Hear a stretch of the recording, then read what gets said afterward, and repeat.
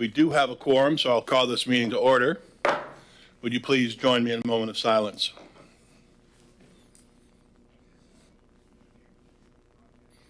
And the pledge to the flag. I pledge allegiance to the flag of the United States of America and to the republic for which it stands, one nation, under God, indivisible, with liberty and justice for all.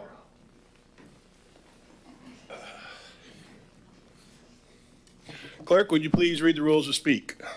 Individuals wishing to speak on agenda items must complete a sign-up card prior to the item being introduced. Sign-up cards are available on the table. Individuals wishing to speak on non-agenda items may do so under petitions and requests. No sign-up card is required. Citizens will be given 3 minutes to speak on all agenda items. All sign-up cards and exhibits being submitted to the CRA shall be placed in the box on the table. Thank you very much. I need a motion for approval of the minutes for the CRA meeting of May 9th. So moved. Second. I have a motion and a second. All those in favor say yes. Yes. Opposed? Minutes are approved. City Manager. No special recognitions or presentations, and good evening, Chairman, Vice Chairman, and CRA Board. On to old business, which is item 7A, the Titusville Architectural Design Guidelines Small Matching Grant Update. At the May CRA meeting, staff provided a presentation on the proposed Titusville Architectural Design Guidelines Grant Project as requested by Member Ball at the CRA's April meeting. After the presentation, the CRA requested that an email notice with link to the draft design guidelines be sent to the property owners of the historic properties for their input and update on the status of the project provided at the June CRA meeting. At the 5 June meeting, the Historic Preservation Board accepted some of the recommendations that helped clarify the purpose in the design guidelines document, but declined others that appeared to be regulatory. The board stated that the guide is intended to be an educational tool and not a regulatory document. The board requested that the document be submitted to the State Division of Historical Resources for review, consistent with the requirement of the small matching grant. And Mr. Parrish is here to provide you an update on this agenda item. Mr. Parrish. So at your last meeting, you had asked for an email to be sent to all the property owners. We identified owners and emails that we could find of properties that are on the local register of historic places that are protected by local ordinance, owners of property inside the National Historic District, and any property that is on the National District that's not, which in some cases are not protected by local ordinance. But we sent the document by email for them to review. We received only one response back, and that was from a Mr. Mahoney, who owns a property that's on the National District, and he had some concerns about historic preservation and about publication of information about his house. The letter or the email is attached to your agenda. In addition to that, you also asked for an update on the status of the guide. We brought this back. We received the comments from Mr. Ball as a citizen, which we provided to the consultant. They incorporated his recommendations into a draft guide that was then presented to the Historic Preservation Board, in addition to other comments and changes that the board had previously requested. That was discussed and reviewed by the Historic Preservation Board last week. They accepted some of those recommendations from Mr. Ball, but rejected some others that were primarily what they thought would be regulatory. So then they made an action to go ahead and forward that document to the state for their review, consistent with the grant program. Now, I've not provided to you that final document. I can certainly do that. We did get an extension as requested from the state to consider any changes if necessary. But we have exhausted the grant so far that was issued to us as far as financing. So if we need to make additional changes to it, we will have to ask the Historic Board to consider using some additional funds to do that. Council Member Nelson. Brad, the only thing I might suggest is we're saying that this is basically a guideline and not a regulation. Is there anywhere in those guidelines that says that?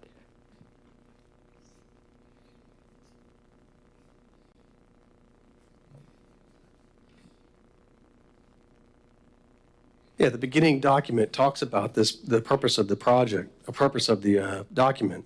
So Chapter 1, Purpose of Design Guidelines and Best Practices, and it talks about how to use this document to help guide property owners in a way how they can improve their property, if they, especially those who have properties that are even not on a local register.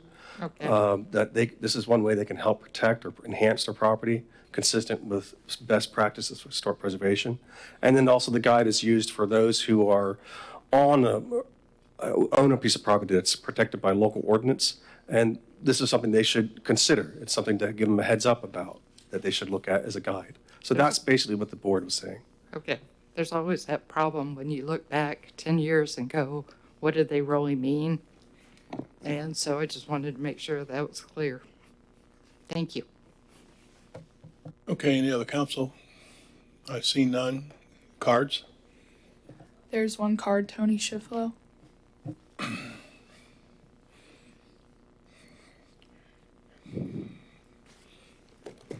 Tony Schiffolo, proud owner of the historic Norwood House, 715 Tropic Street, one of the locally designated historic structures in Titusville. I'm not afraid of this. I bought that house. It's old. It needs upkeep. This tells me what to do, how to do it, what the best practice is, what I should consider. Probably gives me references, actually I know it does, gives me references to actually go online and find out what these things might probably cost me in this day and age for this old house. I bought this house without knowing that it was a historic structure. I'd like to tell that story because what it does is reflects on my good character, because when I discovered I was getting a plaque for my house, I didn't go, oh no, I want to paint it dark blue and it's bright yellow. I went, oh, what does that mean to me? And I got involved and I found out. And I'm very much involved now about the perimeters of my place and expanding all the way out through the environment, the wetlands, the trees, the manatees, the Indian River Lagoon. So to own a historic structure in Titusville is not just to own an old place and to be bossed around about what you can do about it. I think it's very valuable to have a reference and a guide and something that lets me know what other people in my situation do. And there are standards, and there's reasons for those, because as we get further away from the past, the history gets forgotten and it gets rearranged and gets changed, and often not to the betterment of society or to our culture. And so to preserve our historic structures and to have a map, a road map, is very valuable. So I don't know what some people were so afraid of and wanting to be so stringent about, this is not the law, this is only a suggestion.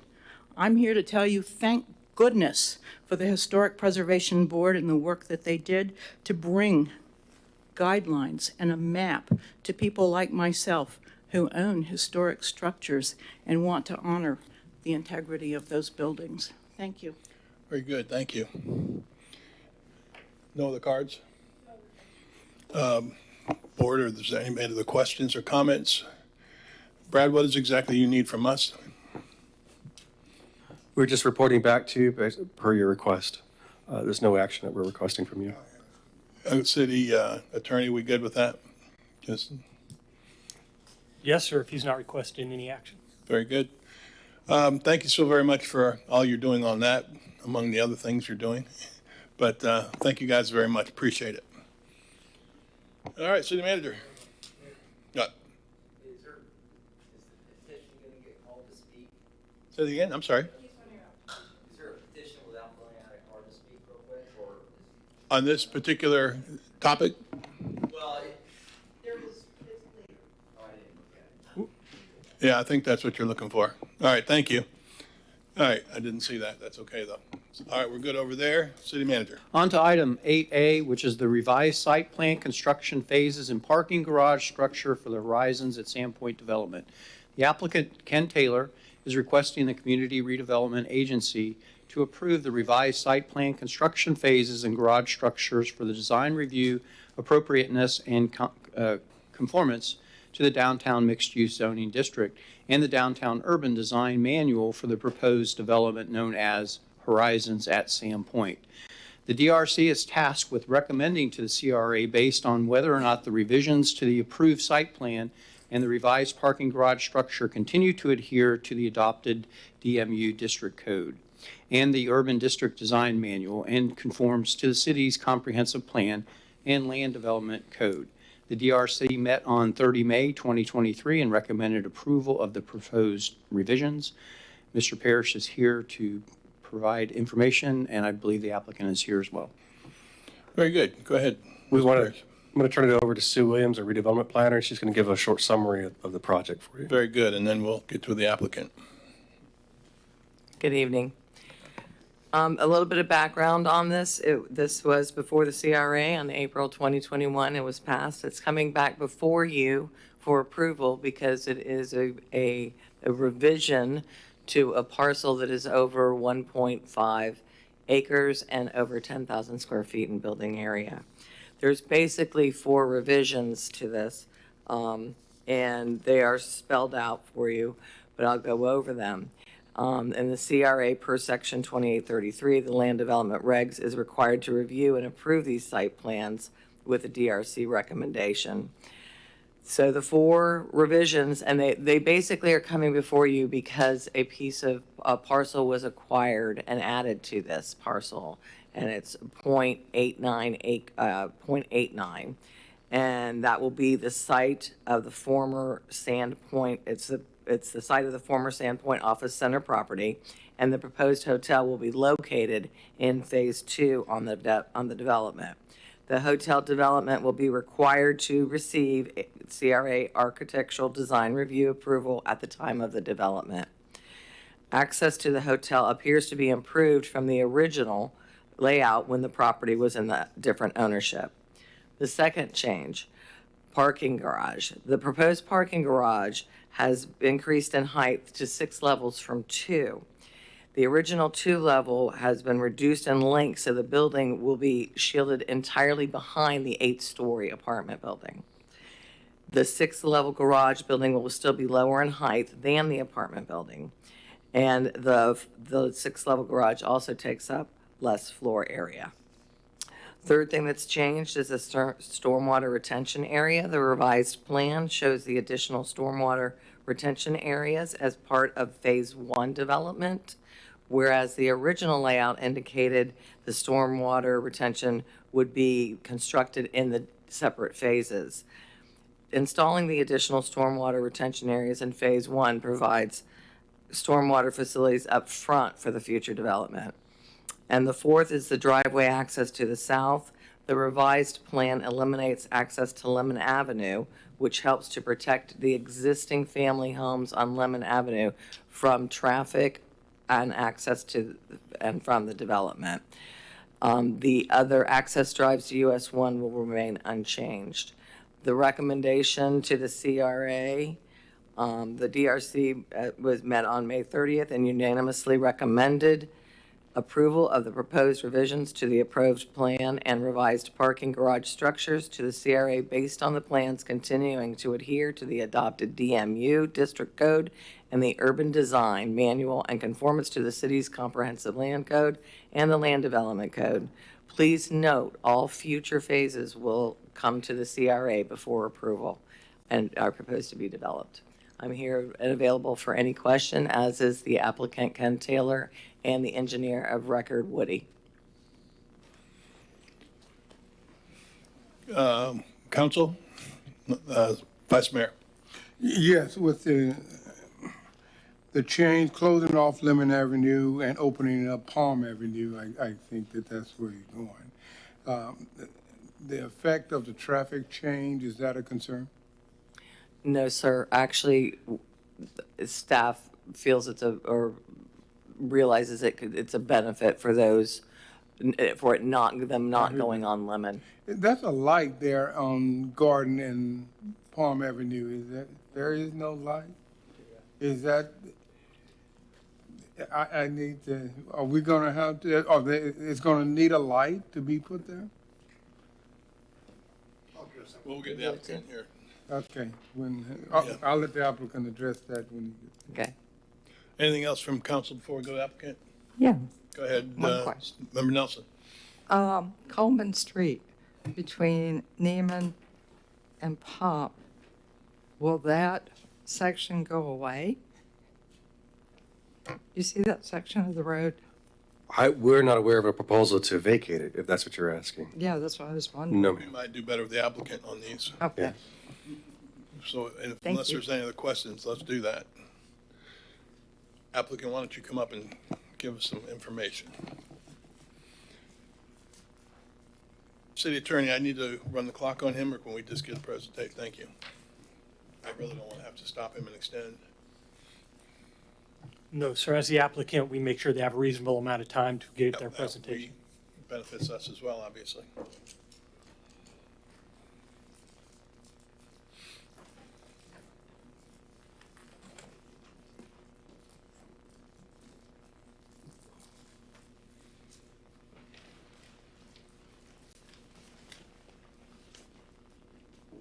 Actually, you can't see, can you?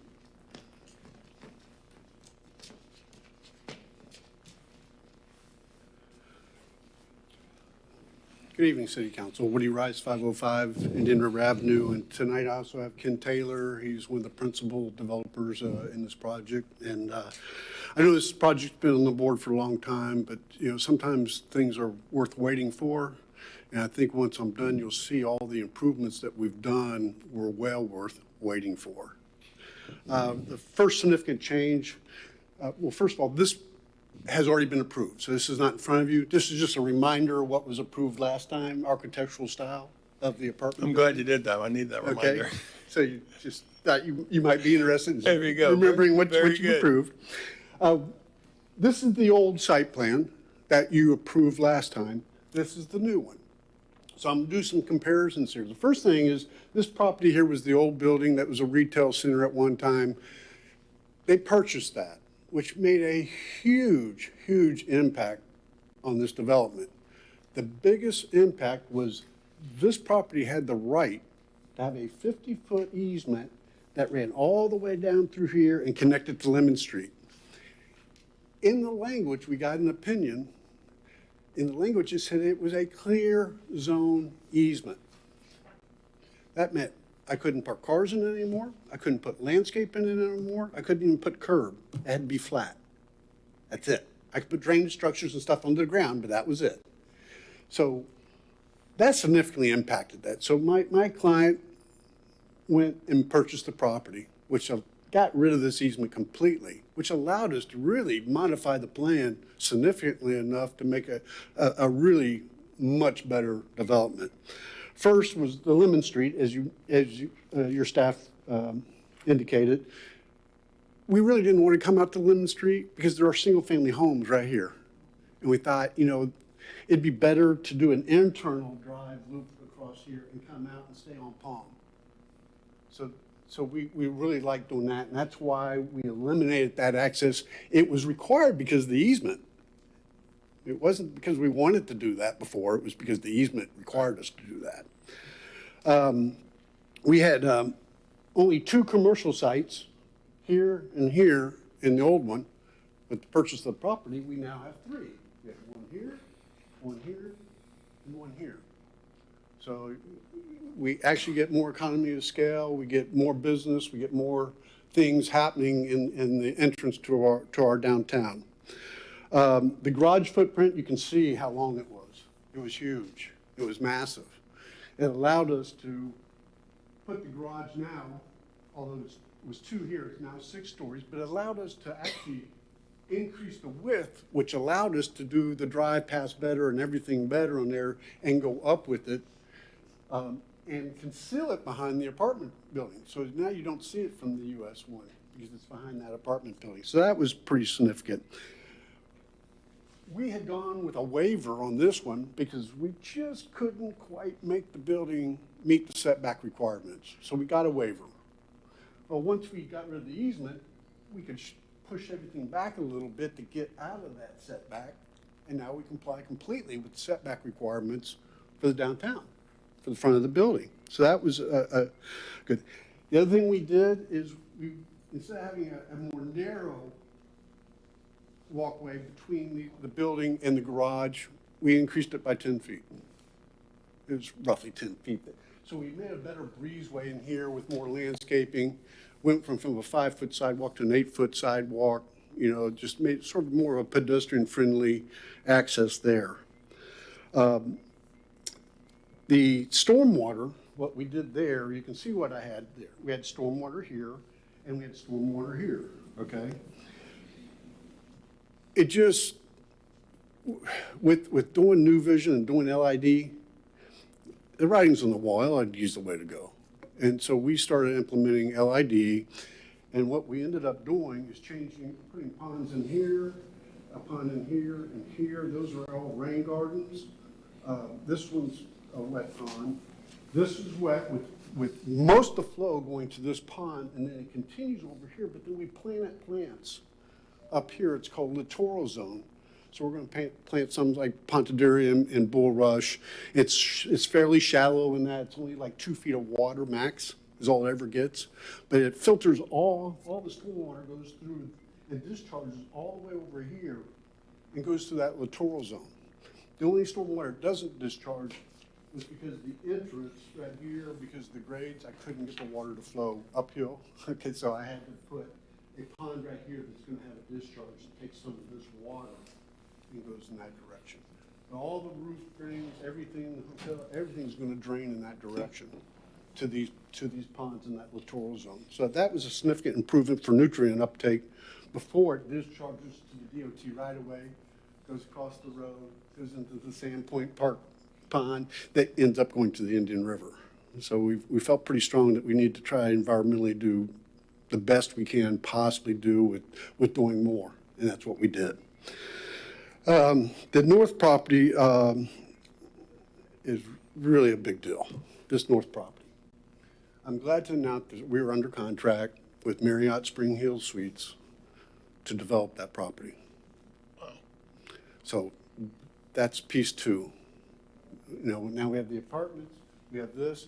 We still haven't identified the end users for these two, but that is a big deal for this property, getting that second development to move forward now.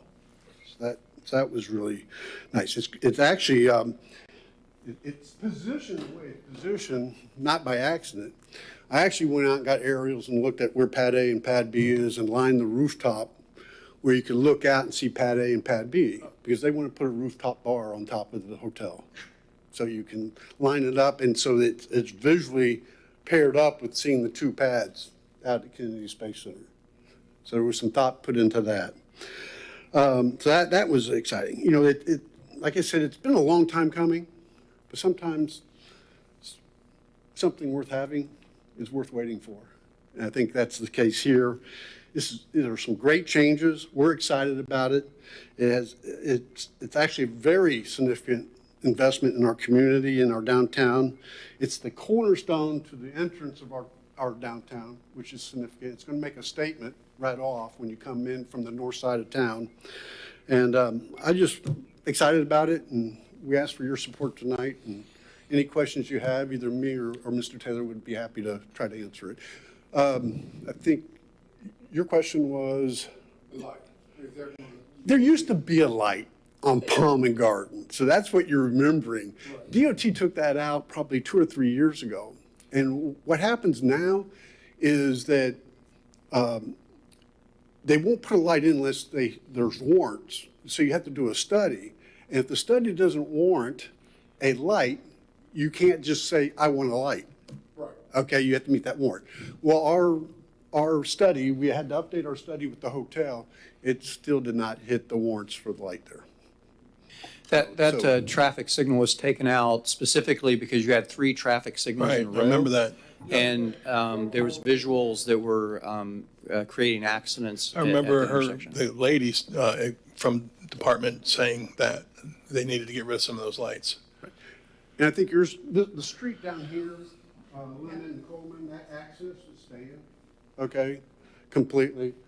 We think it's important for the people that live here to be able to come out and go in Maybe you different could cross directions. over from Palm Avenue over to the street that has the light on it and come out that way. Correct? Right. Well, Palm doesn't have a light either. Oh, it doesn't? No, Palm does not. There's Palm, has no light. That's the one that used to have a light. Lemon does not have a light, okay? So basically, if you're gonna go south, okay, you're gonna come out the entrance and come back through and go down US US one. one? If you're gonna go west, okay, you're gonna come down Palm now, through this development out, and go Garden Street and go west, okay? I think that, we're all creatures of easiest way to get from point A to point B without going through too many lights, so it would be more of a hassle to try to come out one of these streets and try to turn left, and then go to another light and that. So I think this being Boulevard is gonna be a nice entrance here. It's Boulevard, and I think that's where the majority of the traffic will be exiting when they want to go south on US one or north on US one. Ultimately, I wouldn't think it would be too difficult for FDOT to make a trip out here as things got going down the road. And you guys might say, hey, we may need a light, let's take a look at it. I'm fine with how it sits right now and see what happens. Vice Mayor, you still up or? No. Okay. Any other questions? Doc, you look like you're ready to No, go. I just want to say, all the changes seem very, very positive. They are. You know, just hiding the parking structure is wonderful, and you're increasing the parking numbers, right? We are. Because you're going to have more units, more for the population in the Right. apartment. You're going to, and behind the parking structure, is that surface parking that I'm seeing? Well, this property here is going to be a commercial property. We're not quite sure what it's going to end up being. Part of it's probably going to have to be commercial. At one time, we thought a hotel would probably be there, but with the railroad track being right there, a hotel might be a little more problematic. So we're probably looking at some other use that's compatible with our downtown in that area. You kind of commented on it, the gateway from the north.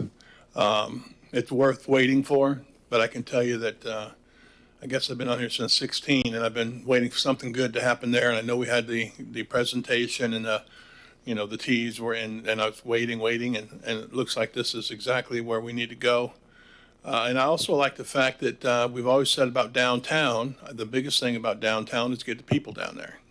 That's the key to the people. Mm-hmm. And that may be the biggest key to the people downtown. I mean, the other thing that I did reserve a little parcel in this corner down here. And the only reason I did that was because I can see in the future that we would need to permit a bus stop. Well Because it's right on US 1. It made a lot of sense to me. So we sort of preserved that, didn't put a stormwater pond there or anything, just to That's well thought out. have a possibility of doing that when it warrants having the bus stop there. There currently is one across the street. But Right. I don't want to encourage people to walk. That's a tough cross. Across US 1. Yeah. That's not something that DOT wants and so. Member Cole? Woody, I really like what you've done. My question is, and I realize it's two separate projects, but you said a Marriott was going in. Are you going to have the capability to size the parking garage to, if Marriott goes in, that they can buy parking spaces because it's a six-story parking garage? And my other question is, structurally, will it be designed so that you could add additional floors on it if Marriott wanted to join in on the project for parking? About the architectural plan, maybe Mr. Taylor would be more appropriate to ask that, but Marriott has very specific requirements, just like all hoteliers have, and that's why this is designed to handle their room load. Okay. They didn't want something way over here for people to walk. They would rather have it, and they sort of have to be isolated to themselves as what they wanted. Okay, so we had to cater to some degree to the requirements of Marriott, and so this does meet their demand from a code perspective. Okay, obviously this development, portions of this garage will be secured because this is a secured type A, Class A apartment complex.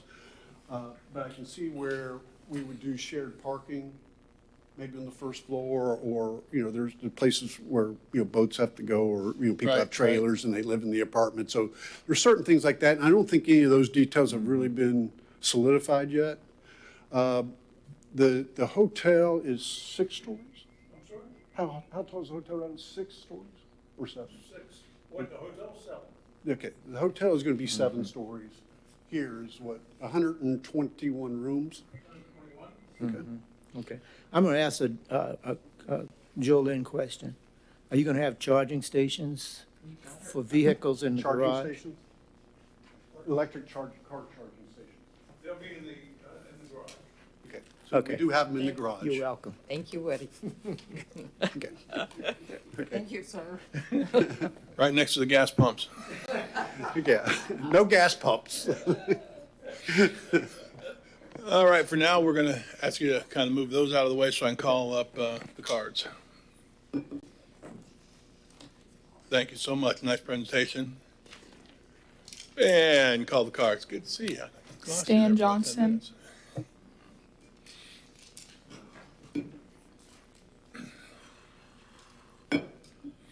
I wrote you, Stan Johnson, professional engineer, and I wrote you an email and sent it to you June the 6th.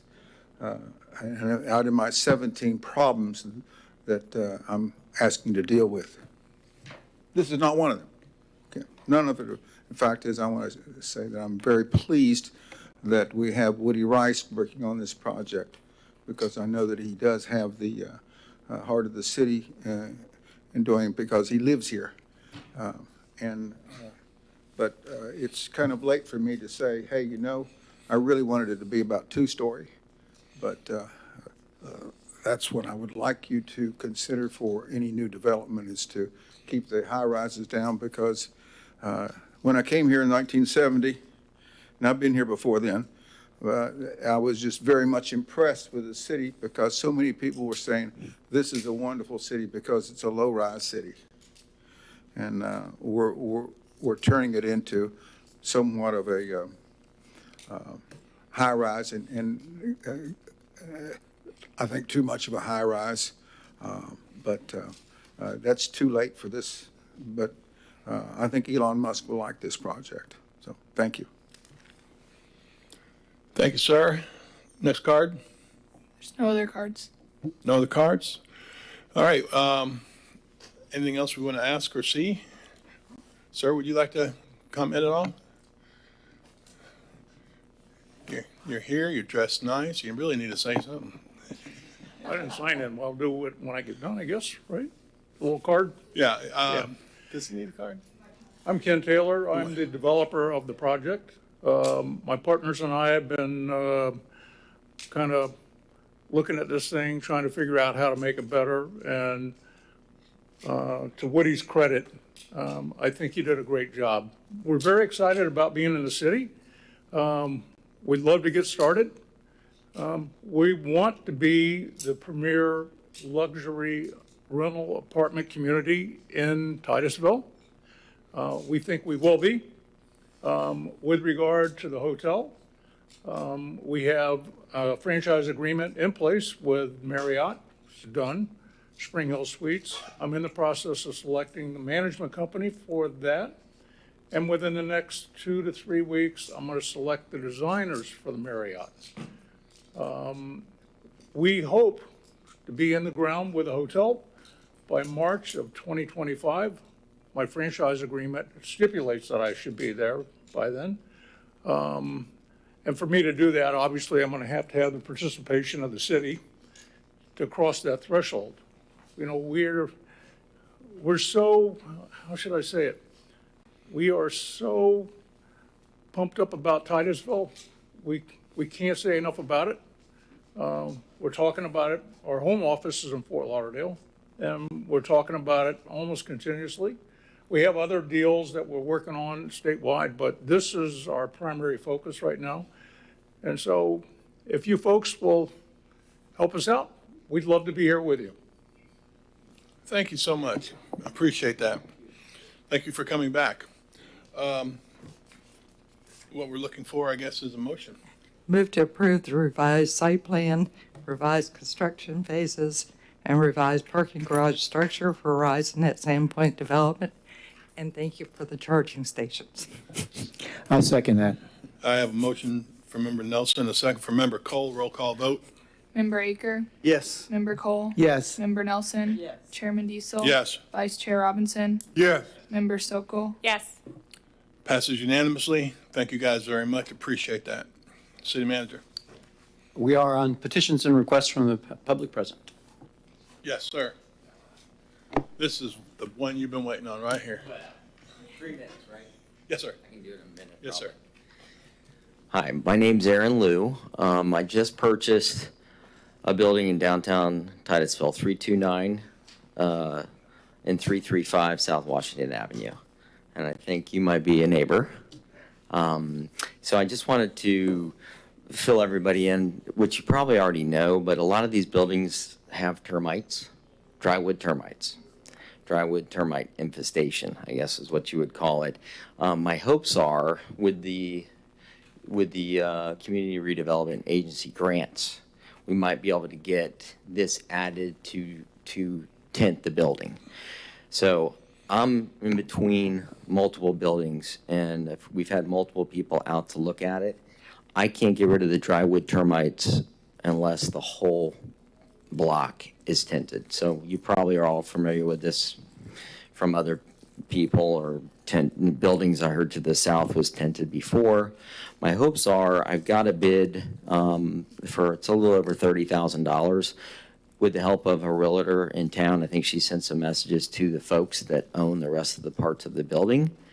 And I think we got agreement that everybody would like to divide and conquer and share the cost to get a tinting done on the building. And for the preservation, it's a 1900 building.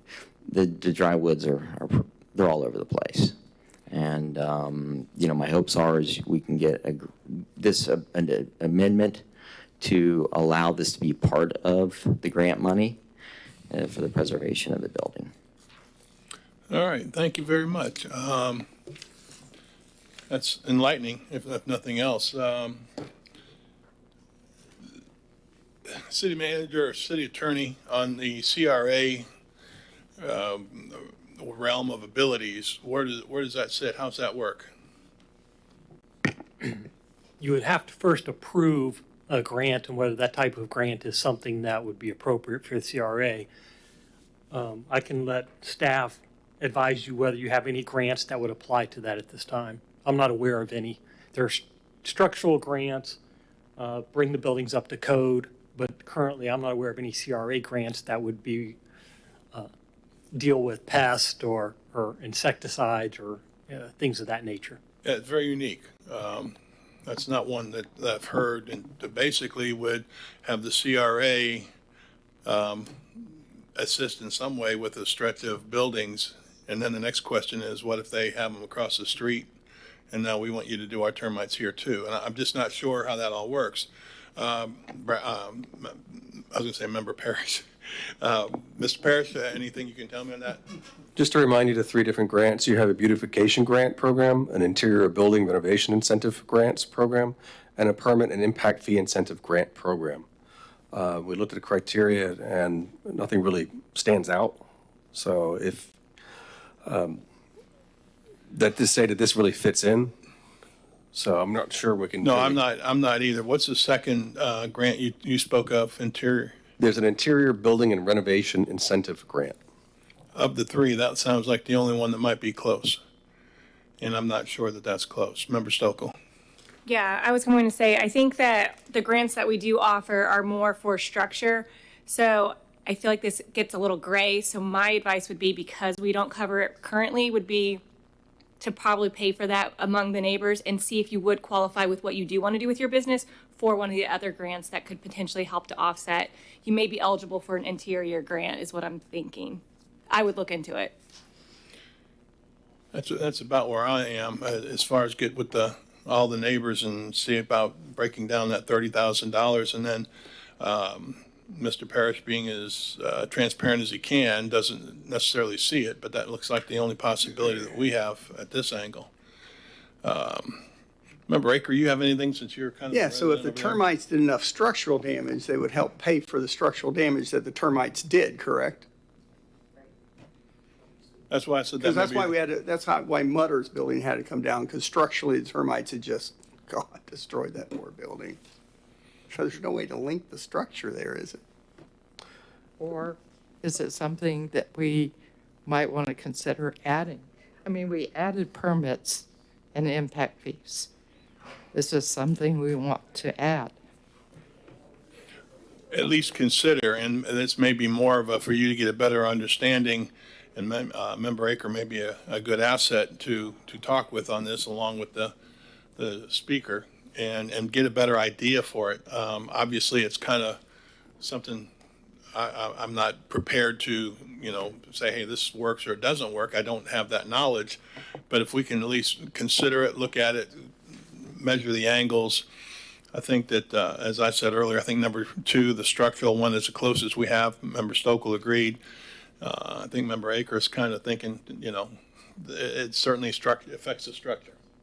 And I don't know if we can stretch that out to include that at all, but I'd like us to at least read it over, look it over, and perhaps discuss it further. Right now, the problem with the termites is every building, every one of the buildings on the riverside of US 1 and down Main Street. So the Babcock building, the next to where the old post office was, I don't know the status of the post office, but, owning buildings in each one of those sections, we're just, this year's been the worst so far. It does make you wonder where we get involved and where it's private sector. You're kind of expanding that on me a little bit. And Babcock Furniture now, since they're down in that area, do we take care of their termites too? It's a difficult call. Vice Mayor. Go ahead. It's a tough situation for the business, for the building owners. Say Babcock, for example, that's a big structure. You're talking $20,000 to tent, and a small business owner, those are hard nuts to crack. But ultimately, now we've got to get 5 building owners to agree, and if one of them disagrees, too bad. The other ones, their buildings are just going to be destroyed if one person cannot come up with the resources. Because it's, what did you say, 30,000 for that one block? I think the quote, we got a quote in, I heard today, for the block that has the brewery in it. That's 40,000, I think was the quote today, or it may have been 60. So the numbers get pretty big, and it gets hard for the owners to come up with those funds. And so it's the likelihood of having somebody who can't do it is high. And then that affects everybody. It affects the whole row. Yeah. Yeah. Which might be a reason to step in and help. Because, the termite treatment, it's going to be good for 10 years or more, hopefully. Vice Mayor. That's my concern. When you start, you already have the criteria of the grant requirements for, and you start messing with the grant requirements. I mean, because you eliminate the termites, you're still going to have many structural issues once the termites, because they have normally, if they've been in there that long, they have weakened the building quite a bit. So, and as I understand, the criteria for the grants of the CRA are based on making sure that we continue to lift up the facade and the beauty of the CRA area in the downtown Titusville. But the grant, dealing with termites, if we start that issue with the age of the buildings in downtown, in the CRA, is we're going to be fighting termites for the next century. It's a can of worms. Member Nelson. I would agree it's a can of worms, but the problem that I see is Greg's right. If we don't treat the problem, then your whole block's gone, because they're just going from one building to the next building and having dinner and going to the next building and having breakfast and on down that block. Doc just said your termite warranty is only for 5 to 10 years, and Yeah. you got the issue again. Yeah. Member Stokel. Yep. My last comment would be, I think, just to kind of Vice Mayor's point of view is, I think just thinking back to the intent behind the grants, my ultimate goal would be that we have a thriving downtown where we don't use taxpayer dollars to give out grants anymore. I think given the situation that we're in now, we have the grant program because we're wanting businesses to come in and provide them some resources to open up. My concern would be that we would be moving from that into more of maintenance and ongoing issues. And so we'd be supporting businesses in that regard rather than trying to help start new businesses. And that's where it gets a little gray for me, that I would just want to be careful. I would agree, be careful. I wouldn't mind hearing more, but as Dr. Aker noted, that in some way it's related to structure, but in some way, where do we stop the grants, and what happens in 10 years or 5 years, or when they come back in 3 years? It's a tough situation. Go ahead. I just want to point out that one particular grant that you're talking about, the interior renovation grant, the program objective states, eliminate blighting influences and prevent further deterioration of commercial and residential properties within the CRA boundaries. And then one of the eligibility criteria states, interior renovation grants are intended for rehabilitation and restoration of existing properties only. So those are the two things that we could find that's most relevant to, and it doesn't really clearly state that this is for what's being requested. I would have to agree with that. Obviously, as I heard this, I'm entertaining the concern, and I think Dr. Aker, who's been over there forever, sees the concern. I'm not sure we can meet that. I wouldn't mind if you want to investigate further, and I'm not asking you to come back with a report, but it's certainly, for me, it's out of the blue. I don't have the information to think about that, but it does sound like our grants don't meet the termite inspection code. Is that what you're saying? It doesn't sound like it fits there? It's not obvious to us. If you believe otherwise, then the applicant should be able to submit their application, and we can consider it for you to consider. Otherwise, I don't know, maybe this is something that could be, this particular grant or another one or program could be brought up as another agenda item just for discussion, so you can make a more formal direction. I would agree with it, that we have a lot to think about. It's not something I see. I think that the Vice Mayor made a really good point about the 10-year warranty basically on termites, and where does that end? And then, quite honestly, Doc, when you talked about the furniture store, and that would be $40,000, so, perhaps there's a way we can team up and maybe discuss this further with the private sector and see if there's a way that we can assist with the grant. But at this point, I'm not sure that's going to be what we do. Member Nelson. Well, I just want to point out that we put a certain amount of money aside each year for our interior grants. And when that money's gone, it's gone. So the idea that it's going to be something that continues each year, it might not, because next year we'll have a whole different set of requests, and we're either going to say yes or no. I agree. And again, this is one of those that I see both ways. I'm not sure it reads that we can do that, but I also am not sure that if we don't have some course of assistance, the structures are going to dilapidate. Member Cole. While I understand the situation with the termites, I'm wondering, would we be opening up a whole new area by saying if they have a rat infestation, do we take care of that? So that would be my concern. I mean, termites are bad. I had to deal with them when I was in Okinawa. And we had to drill holes in the floor, and we had to tent, and we did everything. But I just can't see it coming under any of the requirements that we have, because I'm saying if we do it for this, then where do we stop? That would be my concern, while I understand the problem. I think that's kind of what I'm hearing. I think we understand the problem. We're concerned about the problem, but we're not sure what can of worms we're opening and where it ends. So with that said, I think that City Attorney, once I have someone speak, can I bring him back up or no? You can. Yeah, come on up. I feel like you've heard enough discussion. I'd like you to at least have last thing there, because clearly it's a tough situation. Yeah, I mean, great points, and it's a gray area. And, my thoughts is somebody mentioned I think you did, Jolene, is when the money is over, the program's over. And at that point, so it's not like, I don't feel like the city's opening up to a can of worms where this will be continual. I think the grant money will run out, and just like you'll stop it one day. It would just be us trying to participate to save our buildings. And at the end of the day, if we don't go after the foundation, there's no sense of even having the CRA vision. I mean, it's all about protecting what the forefathers built.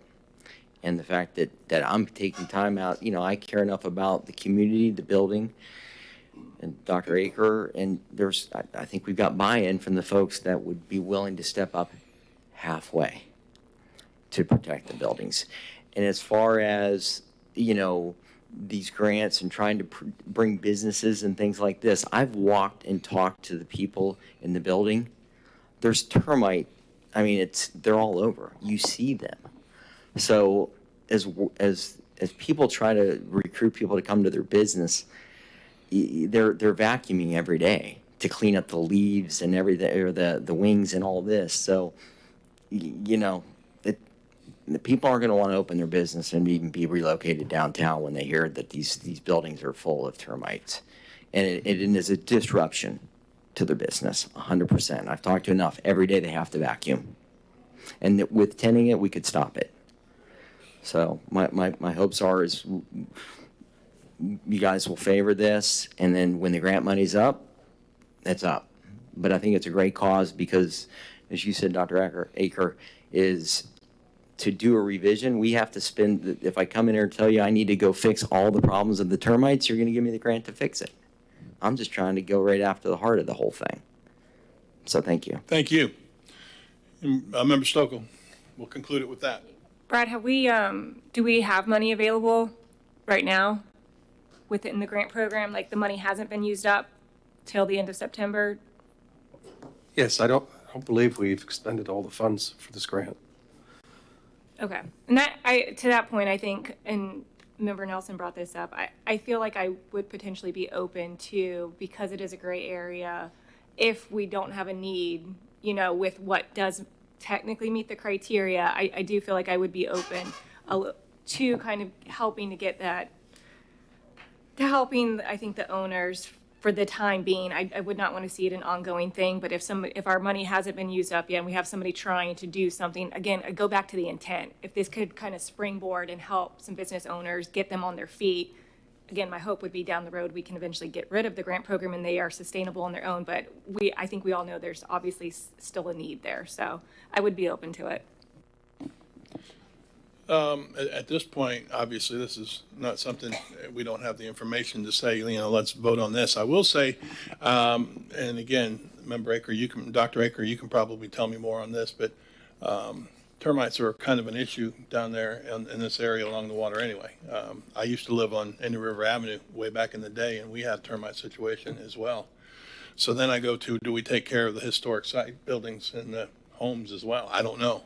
I think it's again, it's a need, but is it the need that we are supposed to meet? I'd like to have some time to think on that, and I wouldn't mind any feedback you can give us as you research that. I do want to point out, the applicant could submit an application anytime. Okay. And if it's over a certain threshold, it has to come before you for consideration. So if you don't find it to be consistent with this, then you deny that. But I think what the applicant's asking for is, based on our interpretation, we couldn't find anything, staff's interpretation, we couldn't find anything that really calls out their request to be consistent with these grants. That doesn't prevent them from actually submitting something to you. But your other option then is to maybe just consider this at maybe a future meeting to discuss it further to see whether you do want to make any amendments to your programs. I would agree. I think that you get with Mr. Parrish, if nothing else, and work on that application process. It gives us something to hold on to and say, let's look at this. So I appreciate that. In that event, if they submit their applications brought before you, if you don't believe it's consistent with the criteria based on staff recommendation. A good thing for us to look at and decide. I appreciate that. All right, with that, City Manager. You're still on petitions and requests. I'm sorry. You're still on petitions and requests? Okay. Stan, have you spoken yet? They know. Petitions or requests still. He's got 14 points. You know it's okay if you don't talk. Stan. We're good. I'm Stan Johnson, 860 Poinsettia Avenue, a registered professional engineer, and I'm here to talk about that the city is in trouble, and there's some facts that I deal with because I'm licensed to protect the health, safety, and welfare of the public. That's my license. And I want to say that you're in trouble because there's a lot of facts that I have regarding these sewage spills that our city manager disagrees with, and Water Resources has been supporting that, and you've been supporting it also. But the facts is that the spill happened, and you're ignoring it. The thing is that this is my profession, and those who are in my profession, professional engineers, you cannot get another professional engineer that I'm sure of in the state of Florida to support this concept that you are promoting, that this sewage spill did not happen. You can't do it. That includes Mr. Cook, Mr. Stauffer, who's now gone. He will not say in public that the spill didn't happen, because he will go directly to the board if he does that, if he makes a public statement about it. So you guys are in trouble. You should understand that. And the sewage spills that we've had are bad stuff. The last one that we had not only went into 9 city streets, it went into yards, numerous yards. So when people went to their cars, when they got their mail, they tracked it into their house. This is sewage. No signs, no warnings from the city, although I went ahead and went to numerous doors and put notices on numerous doors in Baker subdivision, in Valencia, and some other places, and even went to Mayor Diesel's house, Sarah Stokel's house, Joe Robinson's church, and City Hall 3 times, and then after that is the city made laws that says, I can't do that anymore or else I'm going to get in trouble. So you guys are in trouble, and it will continue as long as I'm alive. I'm sure of that. So I'm asking you to fire the city manager for good reasons, and don't give him some kind of a gold parachute to live on, $1 million or so. So you spent over 20 minutes on termites. This is a health issue that you should spend some time on, instead of saying, hey, you know, I'd like another minute. You don't give me a minute. You don't give me nothing. And then you don't speak about it. You don't speak about it because this is a very difficult situation that the city is lying about. And, you know, I've been saying that he's a liar, a cheat, and a shyster. Well, that's not an allegation. That's the truth. Thank you. May I have 2 minutes? I don't think so. I see none. Thank you. Petitions or requests from the public on the CRA meeting? All right, city manager. On to the executive director's report. There's informational items in there, and one to note is the FRA's general counsel has opined a document to describe the CRA trust fund monies for marketing and special events for your information. Subject to questions. Thank you.